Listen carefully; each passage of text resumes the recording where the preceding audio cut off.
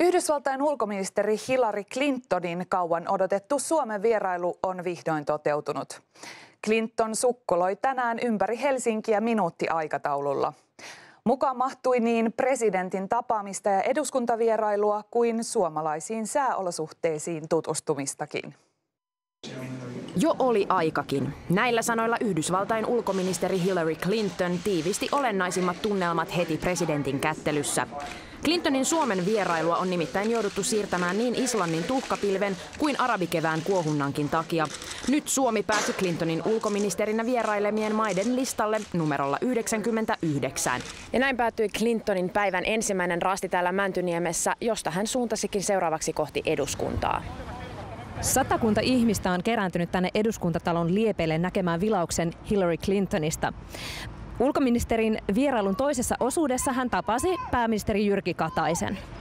Virallisen kättelyn jälkeen seurue siirtyi puimaan ennakkoon sovittuja aiheita. Keskustelu painottui molemmille läheiseen teemaan, nimittäin maailman taloustilanteeseen. Eduskunnasta minuuttiaikataululla varustettu Clinton suuntasi valtionneuvostoon, jossa hän tapasi suomalaisen virkaveljensä Erkki Tuomiojan. Kollegat nauttivat työlounaan, jonka jälkeen ulkoministerit jakoivat tapaamisen antia medialle. The United States and Finland share such a strong partnership on so many important areas, from security to energy to human rights. Päivän kuuma peruna oli kuitenkin Syyria. YK:n erityislähettiläs Kofi Annan ilmoitti tänään kutsuvansa suurvallat ja Syyrian lähimaat koolle tulevana lauantaina tarkoituksena löytää ratkaisu Syyrian kriisille.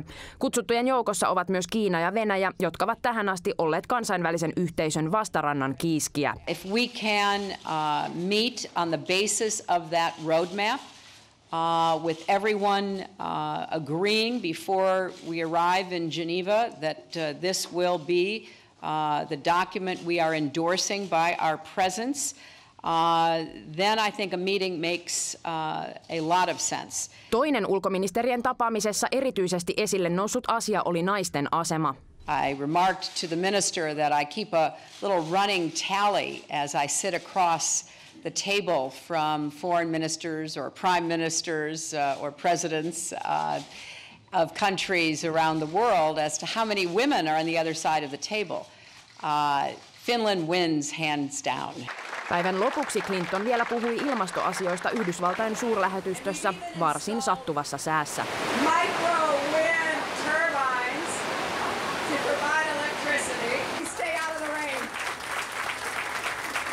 Nyt vuorossa 7 uutiset. Hyvää iltaa. Hyvää iltaa. Suomessa vieraileva Yhdysvaltain ulkoministeri kehuu Suomea vuolaasti ja kiittelee muun muassa suurta naispäättäjiemme määrää. Yksipäiväisen vierailun keskusteluissa hallitsevaksi teemaksi nousi Venäjän ja Afganistanin ohella Syyrian kriisi.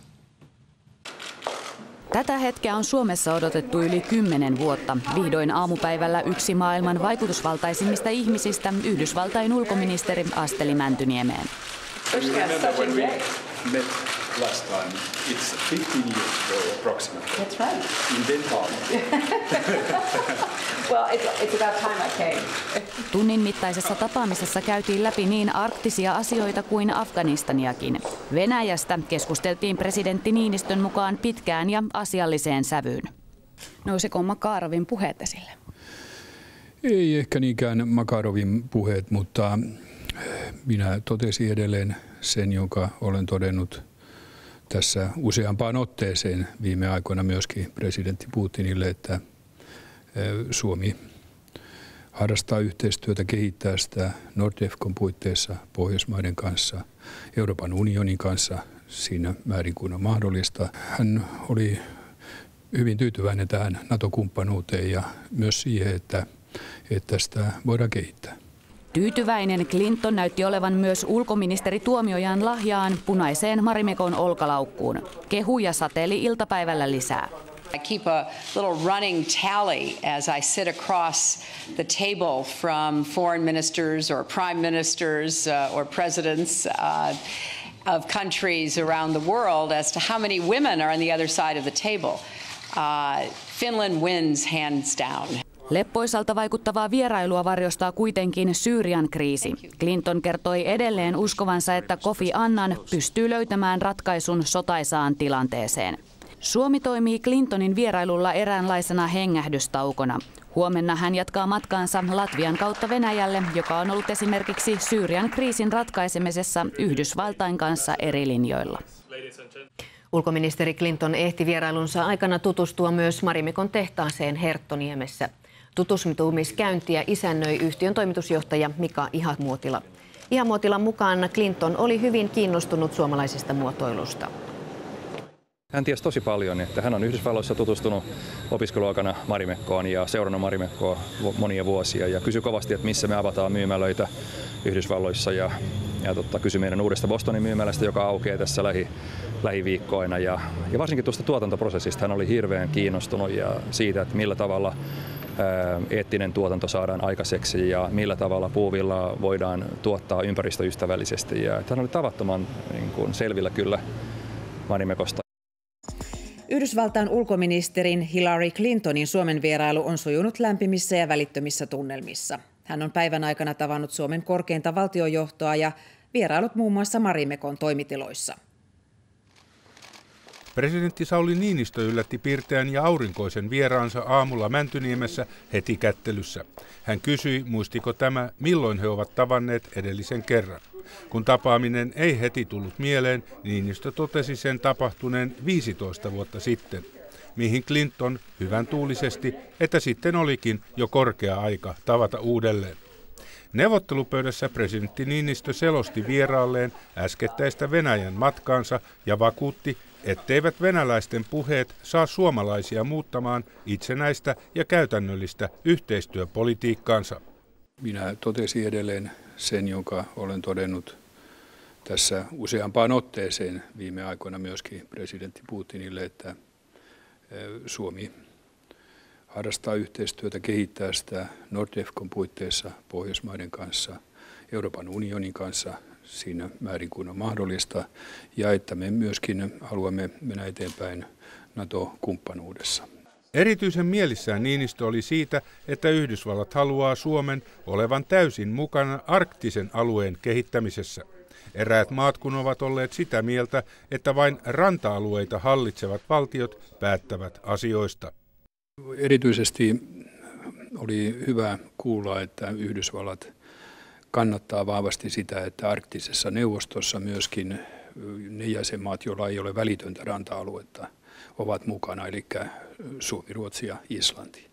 Ja tämä oli good news tietysti meille. Tavattuaan sekä pääministeri Jyrki Kataisen että ulkoministeri Erkki Tuomiojan ja allekirjoitettuaan tämän kanssa uuden tietoturvaa koskevan sopimuksen, Hillary Clinton siirtyi tutustumaan Yhdysvaltain suurlähetystön uudisrakennuksen rakennustyöhön. Kyseessä on noin 120 miljoonan dollarin rakennusinvestointi, jonka tuloksena Helsinkiin nousee maailman mittakaavassakin poikkeuksellinen innovaatiokeskus. This innovation building behind us is a perfect example of economic statecraft, of partnership, of innovation, and I'm excited about what you're going to be able to accomplish there. Sitten oli vuorossa vierailun kulttuurinen kohokohta. Hillary Clinton tutustui Marimekon tuotanto- ja toimitiloihin Herttoniemessä.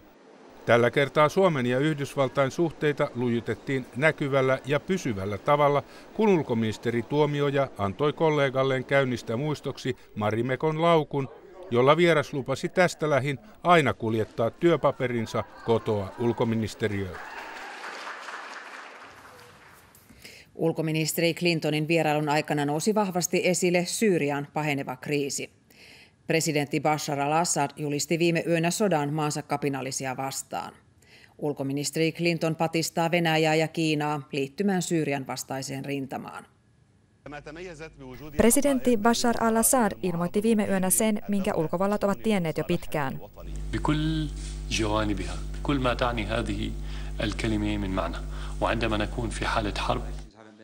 Assadin ilmoituksesta kysyttiin Yhdysvaltain ulkoministeriltä Helsingissä useaan otteeseen. Clinton vetosi siihen, että erityislähettiläs Kofi Annan päättää rauhansuunnitelman muotoutumisesta, jota käydään läpi lauantaina Genevessä. If Kofi Annan is able to lay down a political transition roadmap, which is what he intends to do, that is endorsed by countries including Russia and China, for example. That sends a very different message. Kiina ja Venäjä ovat tähän asti vastustaneet Syyrian vastaisia pakotteita ja kansainvälistä väliintuloa. Suomalaisasiantuntijan mukaan Assadin sotajulistus merkitsee sitä, että Syyrian hallinto saattaa nyt siirtyä väittämästään rikollisten jahtaamisesta vielä rajumpiin sodankäyntikeinoihin. Toisaalta se on positiivista siinä mielessä, että kapinoitsijoilla on näin tunnustettu eräänlainen kansainvälinen toimintakelpoisuus. Heitä pidetään sodankävijänä, mikä merkitsee esimerkiksi sitä, että he voivat olla yhteydessä ulkopuolisiin valtioihin tällaisena yhtenäisenä yhteisönä. Ja sitten tulla esimerkiksi, niin kuin Libyassa aikanaan kävi, ulkovaltain tunnustamaksi. Ulkovalloille Assadin sodanjulistus ei suoraan anna uusia keinoja puuttua Syyrian verenvuodatukseen. Se ei oikeutta niitä puuttumaan sotilaallisesti.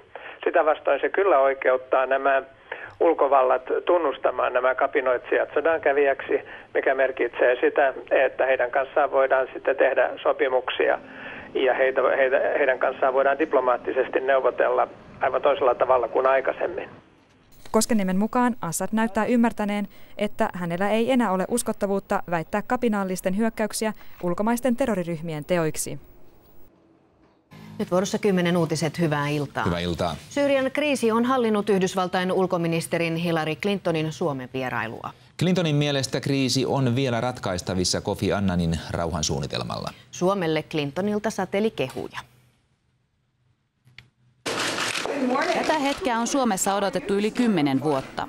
Vihdoin aamupäivällä yksi maailman vaikutusvaltaisimmista ihmisistä asteli Mäntyniemeen.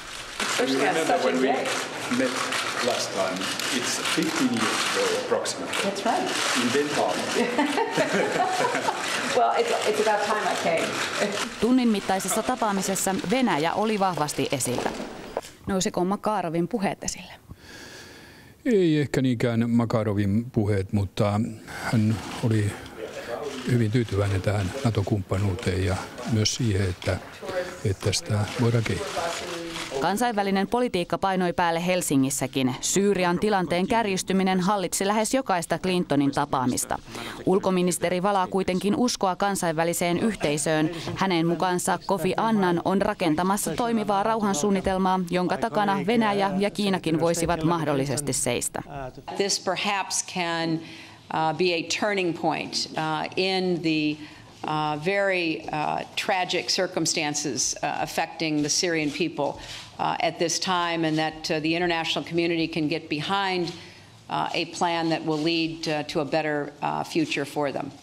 Suomelle Clintonilta sateli kehuja niin naisten aseman ja tasa-arvon kehittämisestä kuin ilmastoasioistakin. Suomi on Yhdysvaltain ulkoministerille helppo ja ongelmaton kohde. Lisäksi täältä saa ajankohtaista tietoa Venäjästä. Suomelle tällaisilla kahdenkeskisillä tapaamisilla on ulkoministeri Tuomiojan mielestä edelleenkin merkitystä. Hyödyllistä niillä on sikäli, että kyllä se luo tämmöistä vähän henkilökohtaistakin tapaa kontaktia, joka tekee helpommaksi, jos tulee jotain ongelmia, jota nyt ei ole tietenkään näköpiirissä, niin on silloin helpompi lähestyä. Hyvin sujuneesta vierailusta huolimatta odotettua kutsua Valkoiseen taloon ei Suomen päättäjille Clintonin mukana tullut. Huomenna Clinton jatkaa matkaansa Latvian kautta Venäjälle. Niin, Mika Aaltola ulkopoliittisesta instituutista. Niinistö tai kukaan muukaan poliitikko eivät todella saaneet haluttua kutsua Valkoiseen taloon. Miten tätä pitäisi tulkita?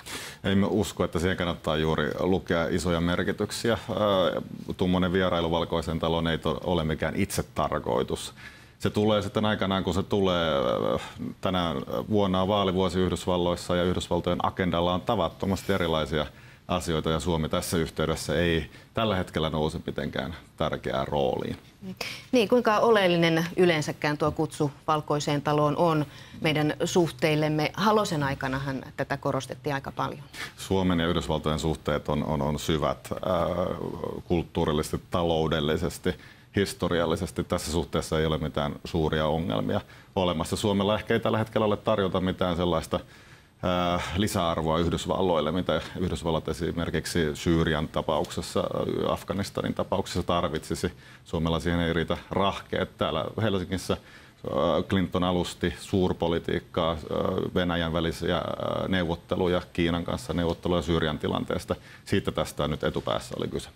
Mikä on Clintonin tai oli Clintonin vierailun merkitys noin kaikkinensa Suomelle? Oliko se tämä henkilökohtaisten suhteiden solmiminen, vahvistaminen vai oikeasti jotain enemmän?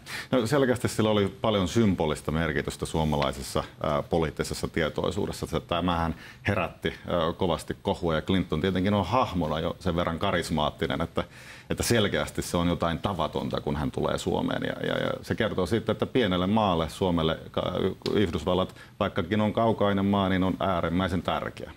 Läpikulkumatkallakin kiinnostava. Jatketaan hetken kuluttua, mutta katsotaan kuitenkin tähän ensin uutiset Syyrian tilanteesta. Niin, Syyrian presidentti Bashar al-Assad sanoo maansa olevan sotatilassa. Kapinallisten kerrotaan tänä aamuna hyökänneen hallitusta tukevan televisiokanavan tiloihin. Surmansa sai eri tietolähteiden mukaan 3-7 journalistia. Näissä tiloissa toimi vielä eilen Syyrian hallitusta tukeva televisiokanava. Varhain aamulla Syyrian pääkaupungissa Damaskoksessa sijaitsevaan toimitukseen iskettiin eikä kuolonuhreilta vältytty. YK älähti välittömästi. Attacks on journalists and media outlets are of utmost concern to the UN mission. We call on all to protect and respect freedom of expression, particularly the freedom of the press. Samalla kun yhä verisempiä taisteluita on alettu käydä myös pääkaupungin liepeillä, Syyrian presidentti Bashar al-Assadin suhtautuminen yli vuoden jatkuneeseen konfliktiin on muuttunut. Jos al-Assad aiemmin vähättelikin konfliktia, nyt viesti on toinen.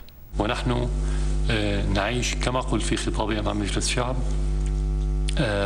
حالة حرب حقيقية بكل جوانبها كل ما تعني هذه الكلمة من معنى وعندما نكون في حالة حرب فكل سياساتنا وكل توجهاتنا وكل القطاعات تكون موجهة من أجل الانتصار في هذه الحرب. في الختام المواطن يبحث دائما عنا.